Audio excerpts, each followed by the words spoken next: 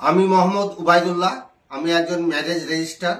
আজকে সমস্ত দর্শক বিন্দুদের আমার অন্তরের অন্তরস্থল থেকে ধন্যবাদ জ্ঞাপন করছি।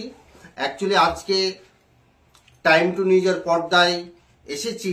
আশা ভোসলে একজন প্লে ব্যাক সিঙ্গার ছিলেন। তিনার জন্ম 1933 সালে। তিনি শুধু হিন্দি নয়, ভারতে বা বিদেশে প্রায় 20টি ভাষায় তিনি বিভিন্নভাবে গান গেয়েছেন এবং ভোসলের ক্যারিয়ার শুরু হয়েছিল 1943 সাল থেকে 6 দশকেরও বেশি সময় ধরে। তিনি 1000-এর বেশি বলিউড ছবিতে প্লেব্যাক গায়িকা হিসাবে বা সিঙ্গার হিসাবে গান করেছেন। এছাড়াও তিনি বেশ কয়েকটি ব্যক্তিগত অ্যালবাম রেকর্ড করেছেন। ভারত এবং বিদেশে অসংখ্য জায়গায় এবং কনসার্ট হিসাবে বিভিন্ন জায়গায় অংশগ্রহণ করেছিলেন। 2006 সালে আশা ভোসলে বলেছিলেন যে তিনি প্রায় 12,000-এরও বেশি গান গেয়েছেন, যা অন্যান্য দেশে কয়েকটি সূত্র ধরে এই ঘটনা আমরা পেয়ে থাকি। 2011 সালে তিনি গিনেস বুক অফ রেকর্ড কর্তৃক আনুষ্ঠানিকভাবে তিনি সঙ্গীত ইতিহাসে সর্বাধিক রেকর্ড কৃত শিল্পী হিসাবে স্বীকৃতি লাভ করেছেন। ভারত সরকার তাকে 2000 সালে দাদা সাহেব ফালকে পুরস্কার এবং 2008 সালে পদ্মভূষণে ভূষিত করেছেন।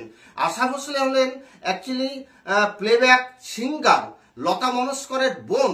অ্যাকচুয়ালি তিনার যে কণ্ঠ, সেই কণ্ঠ দেখে বহু মানুষ আনন্দ পায়। শুধু আনন্দ নয়, অ্যাকচুয়ালি মানুষ তার প্রতি যে আকর্ষণ, এই যে গানের বিভিন্ন কণ্ঠস্বরের মধ্য দিয়ে তিনি আকর্ষণ এবং চলচ্চিত্র সঙ্গীতের মধ্যে পপ, গজল, ডজন, ঐতিহ্যবাহী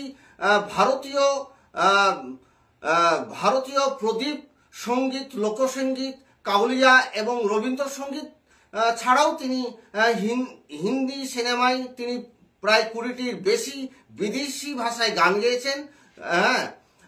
তিনি অ্যাকচুয়ালি 2013 সালে হিন্দি মাই ছবিতে অভিনেত্রী হিসাবে আত্মপ্রকাশ করেছেন এবং তার অভিনয়ের জন্য সমালোচনার প্রশংসা গোটা ভারত নয়, গোটা বিশ্বে ছড়িয়ে পড়েছে।